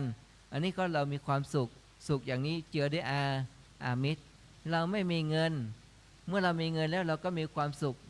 อันนี้สุขก็จะเจือด้วยอามิตรสุขเจือด้วยอามิตรด้วยกิเลสเนี่ยนะสุขเหล่านี้ละกิเลสได้ไหมมีเงินมีทองละได้ไหมมีครอบครัวละกิเลสได้ไหมเอ่ยมีบ้านมีรถมีหน้าที่การงานละกิเลสได้ไหมได้หรือไม่ได้ฉะนั้นการเจริญสติของเราแนบชิดสนิทกับอารมณ์ต่างๆเพื่ออะไรเพื่อวินิจฉัยจิตของเราว่าจิตของเรามีราคะก็รู้ชัดว่าจิตมีราคะก็กำหนดว่าราคะหนอราคะหนอราคะหนอจนรู้ชัดว่าจิตไม่มีราคะถ้าเรามีความโกรธอยู่ นะก็กำหนดว่าโกรธหนอโกรธหนอกำหนดโกรธหนอไปเลยแนบชิดสนิทอารมณ์โกรธนั้นไปเรื่อยๆพิจารณาอารมณ์โกรธอาการโกรธที่ปรากฏจนกว่าความโกรธหายไปจากจิตใจของเราแล้วก็รู้ชัดว่าจิตไม่มีความโกรธมีความหลง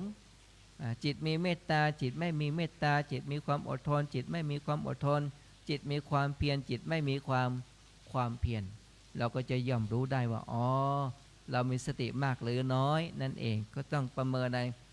นตัวเองว่ากายเวทนาจิตธรรมชอบใจไม่ชอบใจง่วงฟุ้งสงสัยการได้เห็นการได้ยินการได้กลิ่นการได้ริมรสการได้สัมผัสเหล่านี้เป็นต้นในส่วนของธรรมานุปัสสนาเนี่ยเป็นได้ทั้งกายและเวทนาได้เป็นได้ทั้งรูปเป็นได้ทั้งนามส่วนกายก็คือกายล้วนๆประกอบด้วยธาตุทั้ง4ธาตุดินธาตุน้ำธาตุลมธาตุไฟแล้วก็เป็นป่าช้าดังนั้นสาระสำคัญก็คือการมีสตินั่นเองถ้าเราไม่มีสติเดี๋ยวก็ทะเลาะกันละจริงไหมนะถึงแม้เราจะรู้ว่าความโลภไม่ดีถึงแม้เราจะรู้ว่าความโกรธไม่ดีถึงแม้ว่ารู้ว่ากิเลสตัณหาไม่ดีแต่เรายังอะไรยังทะเลาะกันอยู่จริงไหมยังโกรธกันอยู่ยังอิจฉากันอยู่ยังริษยากันอยู่ยังคอยเอารัดเอาเปรียบกันอยู่เรารู้รู้อย่างนั้นก็รู้แบบทั่วไปก็ได้รู้แบบสามัญลักษณะคือรู้แบบทั่วไปรู้อย่างนั้นนะไม่ได้เป็นไปเพื่อขัดเกลาจิตใจแต่รู้ของนักปฏิบัติธรรมรู้แบบกำหนดรู้นะรู้แบบกำหนดรู้นะเช่นเจ็บก็บอกว่าเจ็บหนอเจ็บหนอเราจะไม่กระดุกไม่กระดิกไม่ขยับไม่ขยื่นกำหนดว่าเจ็บหนอนั่นแหละฉะนั้นการกำหนดเจ็บไม่ได้กำหนดให้หายหรือไม่ให้หายถึงแม้เราจะมีราคะโทสะโมหะให้กำหนดสภาพตามความเป็นจริงไม่ได้กำหนดเพื่อจะให้มีหรือให้เป็นให้หายหรือไม่หายไม่ใช่แต่กำหนดรู้สภาพตามความเป็นจริงเหล่านี้เป็นต้นเมื่อเราผ่านพ้นวิกฤตในเวทนาต่างๆทั้งหลายทั้งปวงได้เราสามารถเรียนรู้และเข้าใจด้วยสติที่กำหนดรู้ในความหมายทั้ง7ประการนี้สรุปแล้วก็คือสติมาที่อะไรเนี่ยไม่หลงลืมไม่เลอะเลือนไม่เลื่อนลอยคือระลึกรู้กำหนดรู้กำหนดสภาพตามความเป็นจริงเพื่ออะไรเพื่อจะขัดเกลาจิตใจของเรานั่นเองจากไม่มีสติก็ทำให้เรามีสตินี้ทำให้มากขึ้นทำให้เจริญขึ้นทำให้พัฒนาขึ้นทำให้มีกำลังให้มากขึ้นสตินี้นะแล้วสตินี้ทำให้มีธรรมชาติไม่หลงลืมไม่เลอะเลือนไม่เลื่อ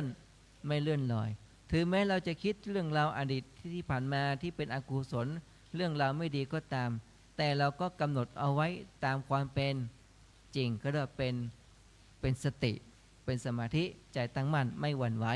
เนี่ยเรารู้ว่าเราเคยคิดไม่ดีเคยพูดไม่ดีเคยทำอะไรไม่ดีเนี่ยเราก็จะได้มีจิตสำนึกก็เรียกว่าปรับปรุงเปลี่ยนแปลงตนเองได้นั่นเองนี่เขาเรียกว่าอานิสงส์ของการเจริญสติปัฏฐานทั้ง4ก็คือเขาเรียกว่าอ่านตัวออกบอกตัวถูกเห็นตัวได้ใช้ตัวเป็นฉะนั้นสติระลึกได้ระลึกรู้ระลึกถึงสิ่งที่ทำจำสิ่งที่พูดเอาไว้เป็นเวลายาวนานเรียกว่าสติโดยเฉพาะอย่างยิ่งก็คือไม่หลงลืมไม่เลอะเลือนและก็ไม่เลื่อนลอยดังนั้นเรากำหนดแต่ละหนอแล้วหนอเป็นการฝึกให้เรามีสตินั่นเองให้รู้สภาพตามความเป็นจริงดีก็กำหนดไม่ดีก็กำหนดฉะนั้นสตินี่สำคัญมาก2วิริยะความเพียรพยายามกำหนดตั้งแต่ตื่นนอนจนกว่าเราหมดความรู้สึกจะอาบน้ำล้างหน้าแปรงฟันทำภารกิจส่วนตัวจะลุกจะยืนจะเดินจะนั่งจะเหลียวซ้ายแลขวาคูอวัยวะเข้าเหยียดอวัยวะออกนะกำหนดตลอดเวลาเลยทั้งวันทั้งคืนถ้าใครทำได้นะเรียกว่ามหาสตินั่นเองมหาแปลว่าใหญ่ไปกว้างลึกยาวเรียกมหาสติปัฏฐานก็คือเป็นการเจริญสติพิจารณากายเวทนาจิตธรรมทั้งภายในของเราและภายนอกของคนอื่นภายในก็คือส่วนของเราภายนอกก็คือส่วนของคนอื่นเวทนาความรู้สึกของเราเวทนาของคนอื่นจิตภายในของเราจิตของคนอื่นธรรมของเราธรรมของคนอื่นฉะนั้น ในกายเวทนาจิตธรรมก็จะมีคู่กับการเจริญสติของเราท่านทั้งหลาย จะต้องประกอบด้วยปัญญารู้ตามความเป็นจริงอย่างนี้นี่เป็นแนวทางปฏิบัติธรรมนะหนึ่งต้องมีสติกำหนดให้ได้ปัจจุบันอารมณ์เนาะสองต้องมีความเพียรพยายามกำหนดเป็นไปอย่างต่อเนื่องนะสามปัญญาก็คือรู้ตัวทั่วพร้อมอย่างสม่ำเสมอดังนั้นดังที่พระองค์ทรงตรัสเอาไว้ว่าธรรมะหมวดสองธรรมะที่มีอุปการะคุณต่อเราท่านทั้งหลายเพื่อเสริมสร้างความเป็นอยู่ของเราให้มีความสุขความเจริญทำให้มนุษย์อยู่ร่มเย็นเป็นสุขประกอบด้วยทานศีลสมาธิและภาวนา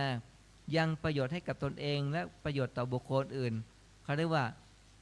ธรรมะที่มีอุปการะคุณสองประการหนึ่งสติระลึกรู้ด้วยความไม่ประมาทเนาะสองนะสัมปชานโนเป็นชื่อของปัญญารู้ตัวทั่วพร้อมดังนั้นบุคคลที่มีสติก็จะได้มีสมาธิบุคคลมีสติเมื่อมีสมาธิแล้วก็มีความอดทนเมื่อบุคคลมีความอดทนก็จะมีเมตตาคือรักตนเองฝึกตนเองพร้อมที่จะปรับปรุงเปลี่ยนแปลงอุปนิสัยตนเองไปในทางที่ดีขึ้นเขาเรียกว่าสตินะระลึกได้อันไหนดีก็รับเอาไว้อันไหนไม่ดีก็ทิ้งไปนะสติจะได้ปรับปรุงเปลี่ยนแปลงแก้ไขตนเองไปในทางที่ดีขึ้นจากไม่มีสติก็มีสติจากไม่มีความอดทนก็มีความอดทนจากไม่มีความเพียรก็มีความเพียรจากไม่มีสมาธิก็มีสมาธิจากที่ไม่รักตนเองก็รักตนเองจากที่ไม่เคารพคนอื่นก็จะได้เคารพคนอื่นจากที่เป็นคนตนีทีเหนียวก็จะรู้จักอะไรรู้จักบริจาคกำจัดความตนีทีเหนียวจากเป็นคนที่ไม่มีความกตัญญูก็ย่อมมีความกตัญญูรู้คุณนั่นเองฉะนั้นคุณธรรมศีลธรรมจริยธรรมก็จะเกิดขึ้นเพราะการเจริญสตินั่นเองฉะนั้นแต่เราจะต้องอะไรต้องตั้งมั่นอยู่ในความเป็นจริงเช่นเจ็บก็เจ็บหนอนั่นแหละนะถ้าไม่ขยับได้เป็นการดีถ้าทนไม่ไหวจริงๆก็ขยับได้นะถ้าทนไม่ไหวจริงๆนะก็ขยับได้ถ้าจะให้ดีก็คือไม่ขยับเลยเสียจะดีกว่านะถ้าทำได้นะดังที่กล่าวไว้ว่าตราบใดเรายังมีกิเลสอยู่เป็นยังไงยังเป็นเสขะบุคคลจะต้องศึกษาเรียนรู้ประพฤติปฏิบัติจริงไหมแต่ถ้าเราบรรลุธรรมแล้วไม่ต้องแล้วล่ะเนาะไม่มีกิเลสแล้วนี่เนาะฉะนั้นตราบใดเราเป็นเสขะบุคคลเราต้องศึกษาเรียนรู้ประพฤติปฏิบัติธรรมเข้าหาครูบาอาจารย์เหล่านี้เป็นต้นเองนะมีสติมีความเพียรแล้วก็มีปัญญารู้ตามความเป็นจริงดังนั้นการให้ธรรมะในวันนี้ก็เห็นว่าสมควรเวลานะก็ขออนุโมทนาอำนวยอวยพรให้กับคณะพระภิกษุสงฆ์สามเณรแม่ชีโยคี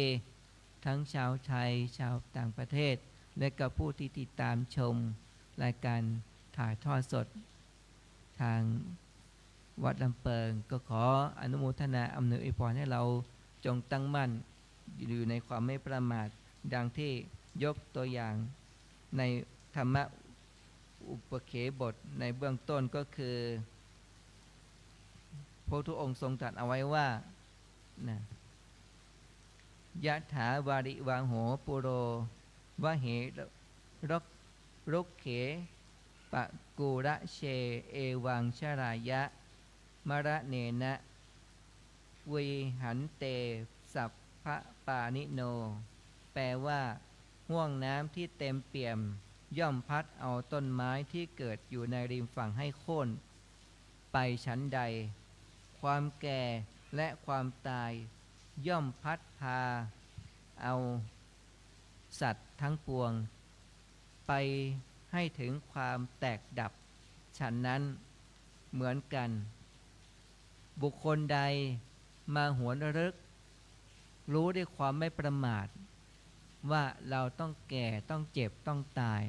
แล้วเราก็จะได้ตั้งมั่นในการเจริญสติปัฏฐานในการเจริญวิปัสสนาเป็นไปเพื่อความพ้นทุกข์เพื่อไม่ให้สูญเปล่าชีวิตของเราก็จะมีค่าบุญญาฤทธิ์ทานฤทธิ์ฤทธิ์แห่งบุญด้วยการให้ทานศีลฤทธิ์ฤทธิ์แห่งการรักษาศีลภาวนาฤทธิ์ บุญแห่งการเจริญภาวนา อาศัยการเจริญสติปัฏฐานทั้ง4นี้แหละคือให้มีระลึกรู้ด้วยความไม่ประมาทเมื่อเราระลึกด้วยความไม่ประมาทแล้ว เราจะอยู่ที่ไหนก็ตามบุญกุศลคุณงามความดีที่เราสร้างเอาไว้ก็จะเป็นประโยชน์ต่อตัวเราเอง เพื่อความพ้นทุกข์เมื่อเราได้ประโยชน์แล้วเราสอนตนเองฝึกตนเองได้แล้วเราก็จะรู้เข้าใจอุปนิสัยของบุคคลอื่นแล้วเราก็จะเคารพรักให้เกียรติมีเมตตาต่อบุคคลอื่นเรารักตนเองอย่างไรก็รักคนอื่นเช่นนั้นเรามีเมตตาต่อตนเองอย่างไรก็พึงมีเมตตาต่อบุคคลอื่นฉะนั้นเรามีกรุณาอนุเคราะห์สงเคราะห์พร้อมที่จะฝึกฝนอบรมตนเองอย่างไรแล้วก็พร้อมที่จะอบรมแนะนำพร่ำสั่งพร่ำสอนกรุณาเอื้อเฟื้อเผื่อแผ่เกื้อกูลต่อบุคคลอื่นฉันนั้นเช่นเดียวกันแล้วเราก็พลอยยินดีในส่วนความดีของเราที่ได้สร้างสรรค์ได้ทำเอาไว้ด้วยตัวของเราเองด้วยประจักษ์แจ้งด้วยตัวของเราเองแล้วเราก็พร้อมที่จะอนุโมทนาอำนวยอวยพรแสดงความยินดีในส่วนความดีของบุคคลอื่นเช่นเดียวกันจะมีความเสมอภาคด้วยอะไรเมตตากรุณามุทิตาในที่สุดดังที่พระองค์ทรงตรัสเอาไว้ว่ากรรมมุนาวัตติโลโกสัตว์โลกย่อมเป็นไปตามกรรมใครทำกรรมอย่างไรก็จะได้อย่างนั้นแต่ในที่นี้ให้เราเว้นจากการทำบาปให้ทำแต่คุณงามความดีแล้วก็ทำจิตใจของตนเองให้สะอาดและบริสุทธิ์แล้วเราก็จะได้ประโยชน์จากการประพฤติดีปฏิบัติชอบด้วยตัวของเราเองก็ยังประโยชน์กับตนเองทั้งโลกนี้ทั้งโลกหน้า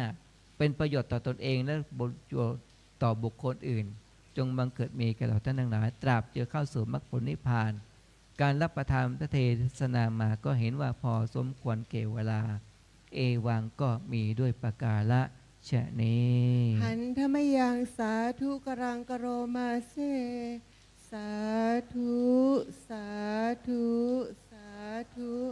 อหังพุทธังจะธัมมังจะสังฆังจะสรณังคตาอุปาสิกตังเทเสสิงภิกขุสังฆสะสามุขาเอตังเมสรณังเขมังเอตังสรณมุตตมังเอตังสรณมะคะมะสัพพะทุกขาปมุญเจเลยะถากรังกระยหังสัมมาสัมพุทธศาสนังทุกขนิสานะเสวะภาคีนิสังอนาคเตกายเยนะวาจายะวะเจตสาวาพุทเทขุกมังปกตังเมยายังพุทโธปฏิคันทัตุอาจยันตังกาลันตะเลสังเวตุงวะพุทเทกาบค่ะกายเยนะวาจายะวะเจตสาวาธัมเมขุกมังปกตังเมยายังธัมโมปฏิคันทัตุอาจยันตังกาลันตะเลสังเวตุงวะธัมเมกาบกายเยนะวาจายะวะเจตสาวาสังเคกุกมังปกตังเมยายังสังโฆปฏิคันทัตุอาจยันตัง